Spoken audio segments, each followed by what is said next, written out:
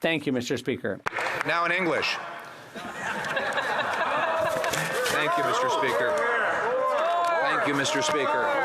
Thank you. I can only go where my caucus leads, and they're asking me to continue speaking, Mr. Speaker. Or I can do no other. I'm but their humble servant, Mr. Speaker. And so that's Mr. Speaker. The member across the way is also very humble, and he has much to be humble about indeed, Mr. Speaker, as does his entire government. Mr. Speaker, today I rise to speak about false liberal advertising. What we have in the private sector are laws that could lead to the criminal prosecution of any business that advertises one thing and delivers the opposite. Yep. If somebody goes on television and tries to sell a product and then fails to deliver it after collecting payment, they can be sued civilly. That's right. And maybe even charged criminally. But weirdly, in politics, we call it lawmaking.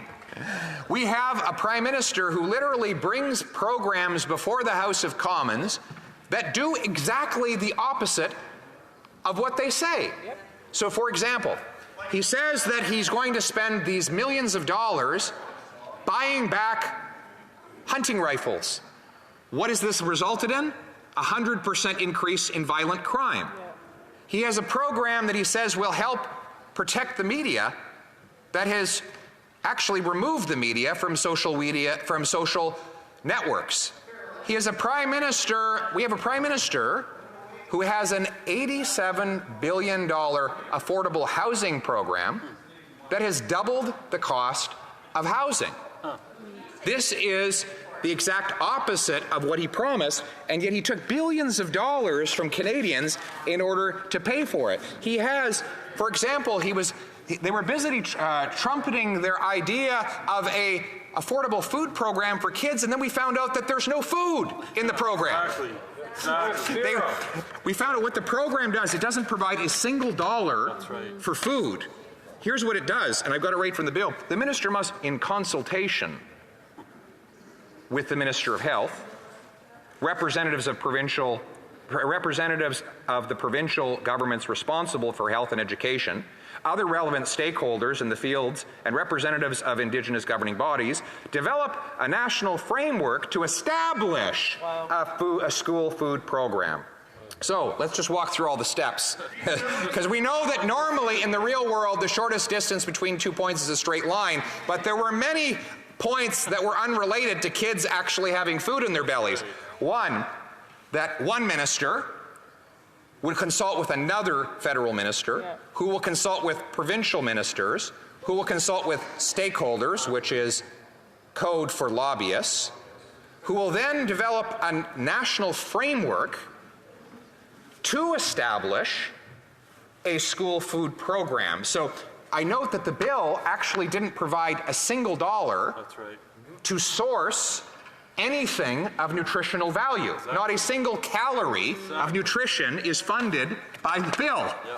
So it doesn't feed kids, it feeds bureaucracy. That's right. This is an example of all of the wonderful labels and slogans they put on their spending that actually doesn't deliver anything to the end user. That's right. It is more self-service, not public service, self-service of the bigger and fatter bureaucracy and the ecosystem of lobbyists, interest groups, researchers, bureaucrats, crown CEOs, contractors, who feast off of all the money that is hidden under these beautiful and unimpeachable slogans. You know, the beautiful "Let's Protect Innocent Kittens" Act. Well, we'll spend $1 billion on that, but we'll hire a bureaucrat who will create a department that will consult with paid interest groups, who will contract out their report writing to those who have expertise in PowerPoints, and we'll have hundreds of people feeding off of this program, and the poor little kittens will be forgotten about at the end. The kittens, Mr. Speaker. The kittens. Who thinks of the kittens? They don't actually get anything. That's right. Not even a little bit of milk, Mr. Speaker, because they'll carbon tax that as well. But that is the system that we have in this government. They spend more to achieve less. As I said, an $87 billion housing program that is supposed to make housing affordable, which has doubled the cost of housing. Doubled the rent, doubled the mortgage payment, doubled the needed down payment. Let's go through the numbers. When I was housing minister, the average rent for one bedroom was about $950. Now it's just under $2,000. Wow. The average mortgage payment on an average home, newly purchased, was $1,400. Today it's $3,500. The average down payment for a newly purchased standard priced home was $20,000. Can you imagine that? No. You can't imagine it now. It almost seems quaint. $20,000 for a down payment. That was only 8 years ago.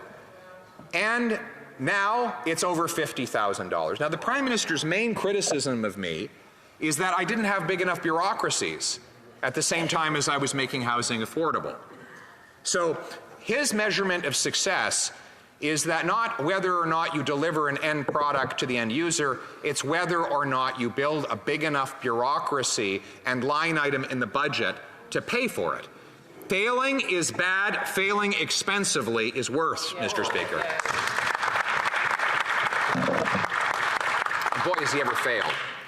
I recently produced a documentary called Housing Hell, How We Got In and How We'll Get Out. Has anybody heard of it? I see some backbench liberals, some random liberals in the backbench over there have even heard of it, and it's nice because they don't really get put to any good use. It's good that they were able to have a quiet 15 minutes to soak in this production. Well, maybe I'll make a few more and it will add up to an hour, and then the member will have something to do with himself when he's away on Christmas break. Maybe that will be the Christmas gift that appears under that member's tree when he wakes up and opens his phone, Mr. Speaker. Now, we have seen an absolute meltdown by the bought and paid for media. First of all, they were furious that I went around them. How dare I communicate directly with Canadians, they said. And so they proceeded with no success to try and poke holes in it. You see, the documentary introduces roughly a new fact every 20 or 25 seconds, and for the entire 15-minute period. And the media was desperate to find an error or a problem, and they couldn't find a single factual error in the entire documentary. They tried, but let me review some of these undisputable facts because they're all publicly sourced with proof to show where they come from. For example, 9 out of 10 Canadians believe they will never be able to afford a home, a survey shows. That is a headline right out of the Milton Reporter on April 25th, 2022. It's so much worse now than it was back then. This headline from the Globe and Mail: this 57-year-old grandmother didn't choose the van life. The housing crisis chose it for her. That was May of 2023. Imagine the miserable life for this wonderful grandmother after 8 years of this Prime Minister. Then we have that students are forced to live under bridges. That too was a news headline. You know, you might say, well, why are you quoting the media of which you're critical? Because they fail to mention in any of these articles who is the Prime Minister that presided over this housing hell. They fail to assign blame to the person who actually caused the problem in the first place. And then the Radio-Canada recently desperately flailing around trying to find fault with my documentary said I had no proof that it takes 66% of an average family's monthly income to make payments on the average home. Well, the report comes from RBC in their quarterly housing affordability calculation. They've been doing it for 40 years. And it is now higher than it has ever been in their recorded history. Wow. That's because housing costs have not only grown, but they have vastly outgrown our very poor and miserable wage growth under this Prime Minister. Then they went on to their next excuse, claiming that Canada's housing hell is just part of some global phenomenon. Well, that's an easy claim to dispute and disprove because, of course, Our housing hell is so much worse than any other country on earth. For example, Toronto is rated by UBS Bank as the worst housing bubble in the world. Vancouver is the 6th. Both of them were rated as moderately expensive only 10 years ago. If you want a different measure, go to demographia, which has a very simple formula. They divide the average house price in a country or a city by the average income. And based on that measure, Vancouver is the 3rd and Toronto the 10th most overpriced housing market in the world, worse than Manhattan, Los Angeles, Chicago, London, England, and even Singapore, a country with 2,000 times more people per capita, per square kilometer, than Canada has. And therefore, you cannot say, look at the comparison with the United States.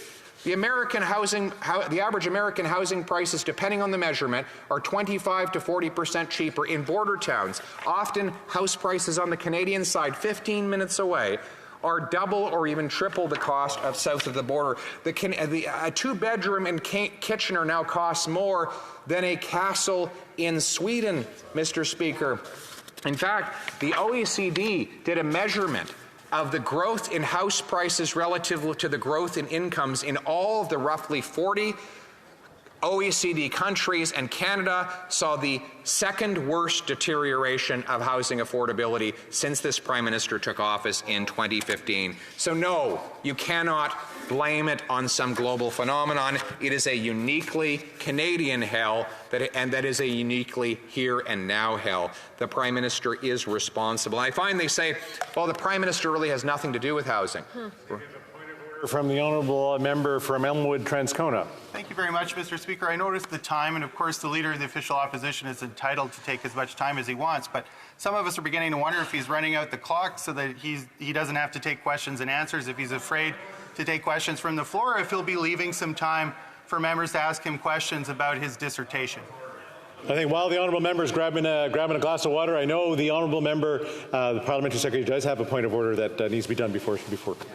Mr. Speaker, there have been discussions amongst the parties, and if you seek it, I think you will find unanimous consent to adopt the following motion, that the motion standing on order paper in the name of the Leader of the Government in the House of Commons related to the appointment of Maria Chantal Girard as President of the Public Service Commission pursuant to Standing Order 111.1 be deemed adopted. Thank you, Mr. Speaker, for the patience. All those opposed to the honourable member moving the motion, please say nay. Agreed. The House has heard the terms of the motion. All those opposed to the motion, please say nay. Motion is carried. The Honourable Leader of the Official Opposition. Thank you, Mr. Speaker. Appreciate it. Thank you for sticking with us through that commercial break, Mr. Speaker. We're happy to be back for the continued presentation.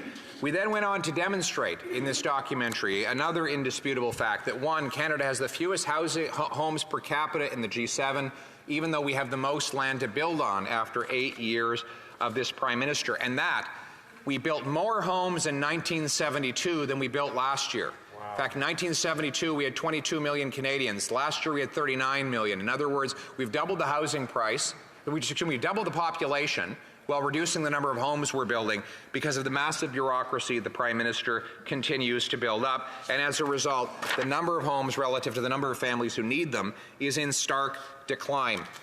Now, what do you think is causing this? Well, the rising cost of building a home. And what are those costs, Mr. Speaker? In Vancouver, for example, what would you say is the leading cost of building a home? Is it land, labor, lumber, or even the profit of the builder? No, it's government.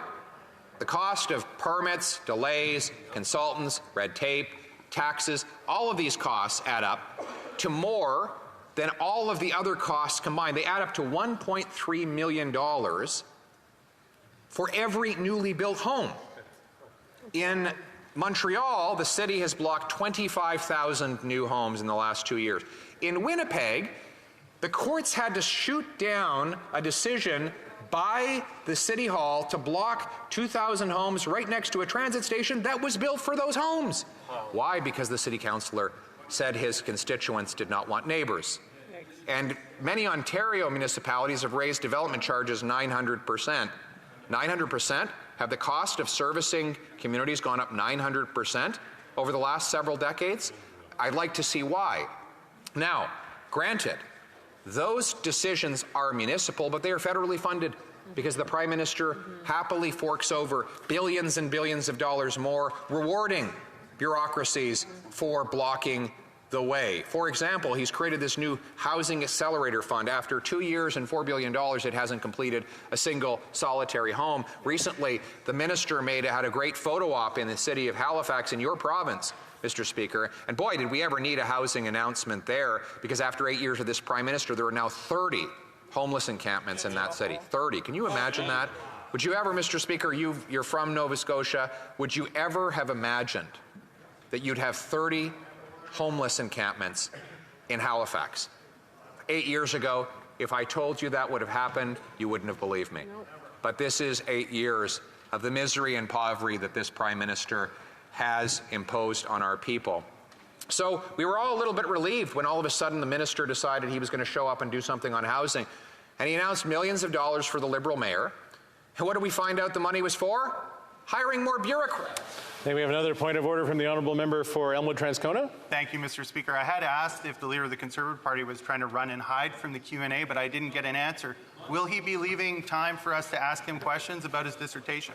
It's not a point of order, but we know that that will be moving on to the next item at about 5:42. So the honourable member does have unlimited time. The honourable leader of the official opposition.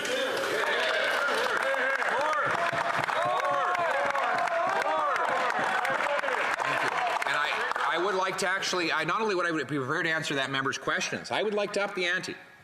I am prepared to put partisanship aside and put on a multi-partisan screening of my documentary, Housing Hell, How We Got In, How We'll Get Out. And I know that I've offered that before, but what I'm prepared to do is up the offer and make myself available for an hour of question and answer after the screening is done. Very generous. So the member could come and enjoy. I only have an hour, I'm very busy, but I would be happy to have that member come and enjoy the documentary. We'll be showing it in both official languages, of course, dans les deux langues officielles. Les membres du Bloc peuvent venir. In both official languages, members of the Bloc Québécois can come. I know they're allergic to common sense, so it might be hard. Allergic reaction to the common sense in the documentary. But we will be inviting them all to join in a spirit of camaraderie as we build homes. We reverse the housing hell that this Prime Minister, with the help of the NDP, has caused Canadians, Mr. Speaker. Don't say I never did anything for you. So, Mr. Speaker, the facts of this documentary continued as we went throughout to demonstrate that Canada has really no excuse to have a housing crisis. We have the second biggest landmass in the world. We have by far, by many orders of magnitude, the most land per capita of any country in the G7, and I think the sixth biggest supply, give or take, in the world per capita. I think if you spread Canadians out evenly, we'd have something like 33 NFL-sized football fields for every single Canadian. It would be the perfect place to be a hermit. You'd never see another person. We have so much land. Now, obviously, critics will say, well, of course, we have all this land that's far away and nobody can live there. Nonsense. We have land all around and even inside our big cities. We have land right along the strip of the Canada-US border. We have land in the south. Take a drive around Ottawa and see all of the land that's undeveloped, or the tiny little government buildings on massive thousands and thousands of square yards or meters of land that is unused, which could be used for housing if the federal government would unlock it. So there is no excuse. The only thing stopping the construction of housing is government. And by the way, if you doubt this, then explain to me this. The United States has most of its population concentrated in large metropolis centers like New York, Los Angeles, Chicago, Houston, etc. And yet somehow housing is 25 to 45% cheaper there. How is it that housing in Tokyo is more affordable than it is in Vancouver? If the issue was just that that we don't have, that all our land is all, we're all crunched into small metropolitan spaces. Mr. Speaker, that is totally false, and it is yet another excuse that government-funded media makes for government failure. Yeah. And we know that it's a failure that can be fixed, because look at the incredible work of the Squamish people. Here. Because they didn't have to worry about the bureaucracy at Vancouver City Hall, they were able to approve and begin building on 6,000 apartments on 10 acres of land. That's 600 units per acre, Mr. Speaker.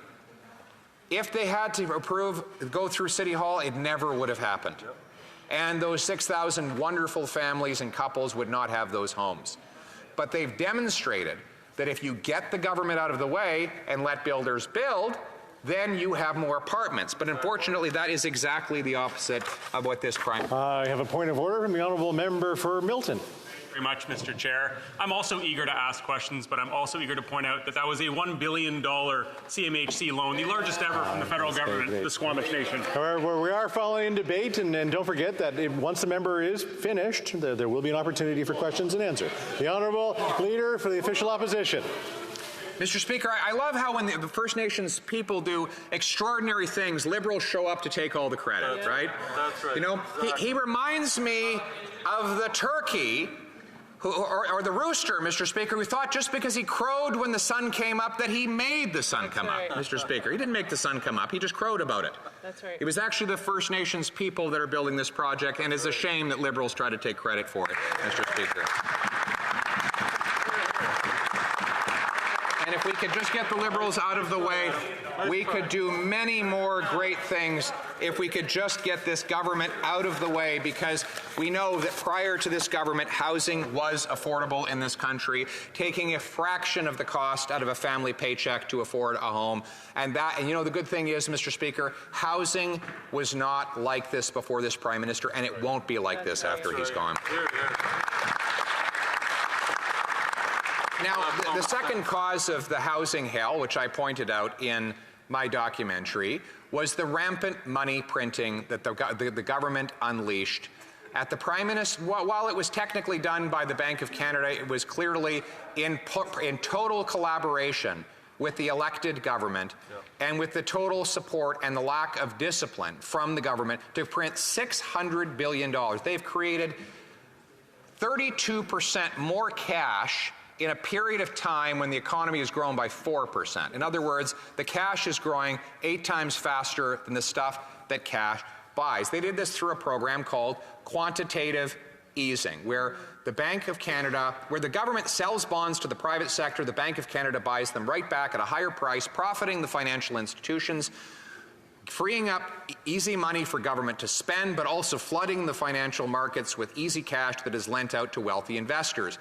In my documentary, I used a Bank of Canada graph demonstrating the total liftoff in the number of homes bought by investors that happened exactly at May. I believe we have another point of order from the honourable member for Elmwood-Transcona, and I'm hoping that it is a point of order. I just would like to give an opportunity to the member. I thought, you know, somebody trying to be Prime Minister might want an opportunity to answer questions, but I see instead he's practicing avoiding answering them. Okay, all right. That's not a point of order. The honourable member has a limited time on this. The honourable député pour Jonquière. The honourable member for Jonquière. I find it very unfortunate what we're seeing from our NDP colleagues. I want to see the leader of the official opposition talk to us about cryptocurrency. I want to hear from him about that. It's very interesting. It's probably in his documentary. No, this is also debate. That's also debate. Le député, l'honorable leader de l'opposition, du temps. Yes, the leader of the opposition has unlimited time to make a speech. L'heure change à 5h42. At 5:42, we'll move on. Mr. Speaker, there's no limit to my speaking time, just like there's no limit to Canada's potential, if only we had some common sense. Mr. Speaker, the reality is that when you create $600 billion of cash, you flood it into the financial system. you ultimately, that money is then lent out to those who have connections to that system. And those people bid up the costs for everybody else. And that is why in the early months of the pandemic, when everything was crashing, the billionaires were suddenly getting richer. Why were they getting richer? The economy was crashing, well, of course, because all their asset values were being inflated by insane money printing, supported by every party in the House except for ours. Ours was the only one that worried that this crazy money printing would do exactly what it has done every single time it has been tried.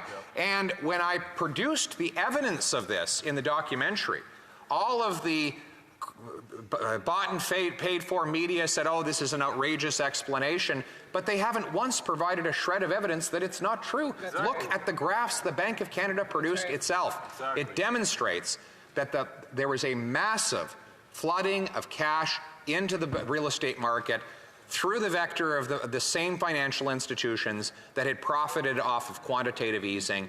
And I find it interesting that the NDP, which claims to be so concerned about the gap between rich and poor, saw absolutely no problem with the government creating all this cash and pumping it into a select group of financial institutions who happen to have the privilege of being members of Payments Canada and been eligible to receive the cash before anyone else and before it lost its value, saw all of their net worth explode, all of the stock values artificially pumped up, and then the resulting consumer price inflation that chewed up the paychecks of the working poor. Mr. Speaker, it was a direct transfer of wealth from the have-nots to the have-yachts, and the NDP supported it 100%. They talk about these little itty-bitty wealth taxes that they claim to want to bring in that amount to $100 million here, $1 billion there, when we're talking about $600 billion, which was flooded into the financial system to the benefit of the wealth. Point of order from the honourable member for King's Hands. Point of order. I'm just looking for some clarification. I have sat intently, hoping to ask a question to the member of the official opposition. I'll get to the point. There's been a lot of actual points of order that have delayed the time from the leader of official opposition to continue his unlimited time. Does that continue and extend it out, or when does private members' business actually start? Thank you. All right, as I said before, at 5:42, private members' business start. But the length of speech is pursuant to Standing Orders 43 and 74. The Prime Minister and the Leader of the Opposition have unlimited time. The Honourable Leader of the Official Opposition.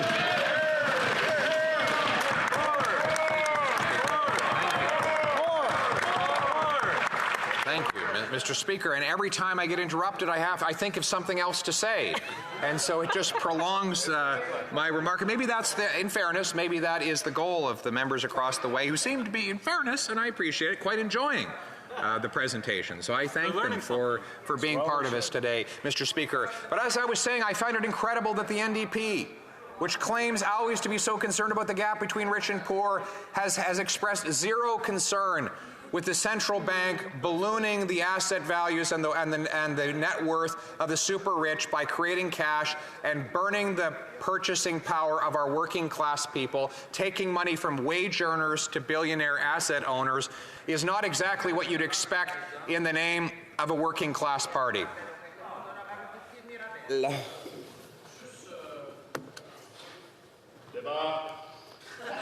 Non, il attendait.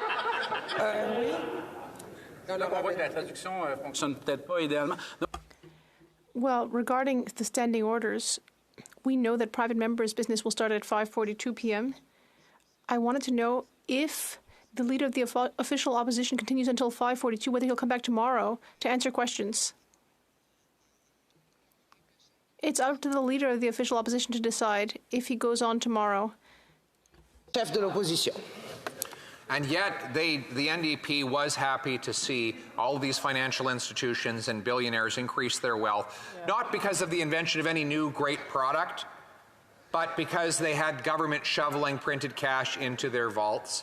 Madam Speaker, we believe in entrepreneurial capitalism where, yes, you can make money by producing goods and services that make other people better off. That's right.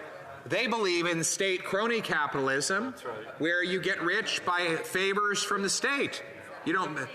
We believe in that people should be able to make money. That's right. They believe that people should be able to take money. We want businesses that get ahead by having the best product. That's right. They want businesses that get ahead by having the best lobbyist. We want businesses that are obsessed with consumers. They want businesses obsessed with I politics. have another point of order. The Honourable Member for Elmwood-Transcona. Thank you, Madam Speaker. I noticed the leader of the Conservative Party doesn't want to answer questions. He's ditched his glasses. His hair is getting more voluminous. Is he trying to replace the Prime Minister? Member has unlimited time, and he is taking his right. The Honourable Leader of the Opposition.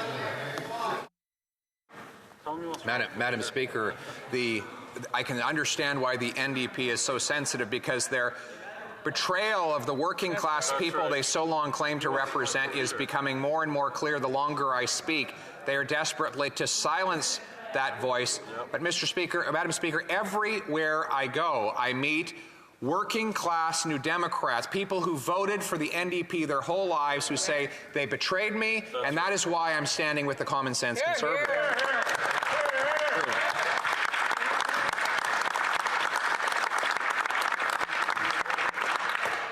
And so the reality is that when you create $600 billion of cash, you funnel it through the financial system, you lend it out to wealthy investors, they're obviously going to bid up land and housing costs, which they did.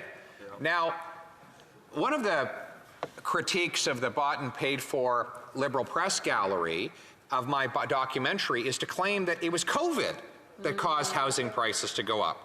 Well, first of all, that doesn't explain why they went up so much more in Canada than in all the other countries in the world where they also had COVID. Secondly, it doesn't make any sense. All of the phenomena related to COVID should have brought house prices down.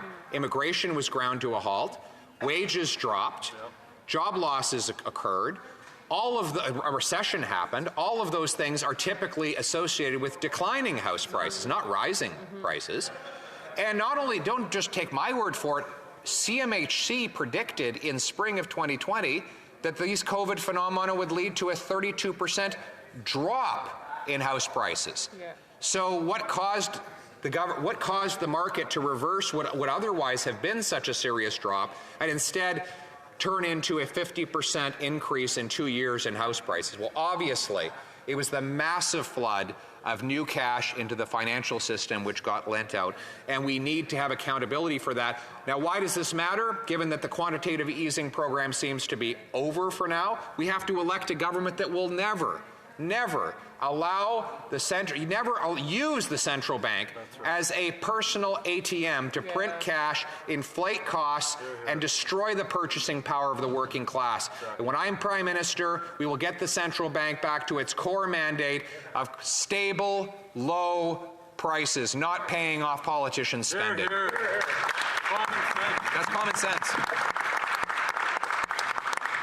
Now, Madam Speaker, what we're really talking about here is common sense. I'm proposing common sense measures that are attracting the support of Canadians across the political spectrum and in every corner of the country. Let's start with my first priority of common sense, which is to bring home lower prices. How are we going to do that? We're going to start by axing the tax. Let's axe the tax. Everything the Prime Minister said about the carbon tax has proven false. First, he said the tax would never go above $50 a ton. Well, it's now gone above that already, and he admits he's going to quadruple it. Gross. It's going to go up to $170 a ton, plus there will be a second carbon tax caked on top of it, which will have the effect of quadrupling the current tax from roughly, depending on the province, 15 or 16 cents a liter up to 61 cents a liter. Wow. That is his radical and insane plan, fully supported by the NDP. Yep. Shameful. The NDP wants to raise taxes on working class Canadians for the crime of heating their homes, gassing their trucks, or feeding their families food made on a farm. Shameful. the Commons, so that's the choice in the next election. We are going to have a carbon tax election. Yes. There we are. And the Prime Minister can avoid it, could try to avoid it all he wants. Have another point of order from the honourable member for King's Heads. I'd like to seek unanimous consent to ask the member opposite a question specific on what he's talking about right now. The honourable member doesn't have unanimous consent. The honourable leader of the opposition. Madam Speaker, I am glad that member stood up, because I know what the question he was going to ask. He was going to say when the... Oh. Alors, règlement de l'honorable député de... Point of order, the honourable member for Drummond. Well, I'm a little confused. The honourable member just said that the next election will be on the carbon tax. But what does that even mean for Quebec? There is no carbon tax that will apply in Quebec. I'm sorry, but this is debate. The honourable leader of the opposition. Madam Speaker, I know the member for King's Heads was going to ask me about the monstrous Axe the Tax rally I held in his community. Yes, he was. That's what he was going to do. He was going to ask me about the roughly 1,000 people that crammed into that room, and boy, were there great people. If I could pay the member a compliment, he represents some great people. Yeah, they are wonderful common sense people, but Mr. Speaker, I'm afraid they are very unhappy with that member. Very unhappy indeed. And I am told that what happened is that member found out about the size of that rally and the number of people who were going, and he had a total meltdown. No. The member had a total meltdown. He would burst into tears. He called the PMO. He said he's going to lose his seat. He told them that when he grew up, he was told that he would always be a somebody. He was going to be an important guy, and now he was on the verge of losing his seat. And he called the PMO and said, if you don't give me a pause on the carbon tax, I'm going to march out of the caucus. That's right. He then whipped up a group of Atlantic MPs, and they marched over to the Prime Minister's office and began banging on the door and said... Member for King's Heads on the point of order. You seek unanimous consent to ask the member a question. The member has no unanimous consent. The honourable leader of the opposition. And so they were all the Atlantic MPs banging on the door. The Prime Minister was behind the door. He was in the fetal position, sucking on his thumb. He was crying his eyes out, Madam Speaker, because his Liberal MPs were threatening to walk out of caucus. Right. And so he walked out. Member for Elmwood Transcona on a point of order. And the leader of the Conservative Party decides to get his first job outside of politics, if he too will be a drama teacher. I couldn't even hear what the honourable member for Elmwood Transcona was saying because the honourable member was... So I will ask him to repeat it, please. Thank you, Madam Speaker. I'm sorry I wasn't loud enough the first time. I was wondering aloud if when the leader of the Conservative Party decides to get his first job outside of politics, if he'll be a... That is not a point of order. I'm sorry. It's a point of debate. The honourable leader of the opposition has 2 minutes. Says the guy who's been living off a parliamentary paycheck since he was born because his dad was a member of Parliament, Mr. Speaker. And he still is. And so, Madam Speaker, the reality is that member from King's Heads was among those Liberal MPs banging on the door, begging the Prime Minister to relent on his carbon tax. The Prime Minister, shaking on the ground, finally agreed to relent, and out he walked to an unannounced, unscheduled press conference that wasn't even in his itinerary moments earlier, without any written materials to announce that he would put in a temporary 3-year pause. But just for some people, in regions where his poll numbers were plummeting and his caucus was revolting, and boy, were they ever revolting, Madam Speaker, and there is now that temporary pause on the carbon tax, a carve-out. He said his environment minister says there will be no more carve-outs. Well, there already have been. For example, there's no carbon tax on the industrial sector in Canada. They have a carve-out. There's no carbon tax on large cement plants or concrete factories. The honourable member for Jonquière. I don't know whether there's an interpretation issue, but it's really muddled. There's talk about a documentary and a carbon tax that does not apply in Quebec because it's really hard for us to understand. It's not making much sense. Madame la Présidente. Madam Speaker, this is not a matter of language and understanding. It's just that it's hard to translate or interpret common sense for the Bloc Québécois. Carlton can tell us if he'll be continuing so I can ask my question when he actually has the chance to re-engage on this. Leader of the Opposition resumes his speech. And it being 5:42, the House will now proceed to the consideration of private members' business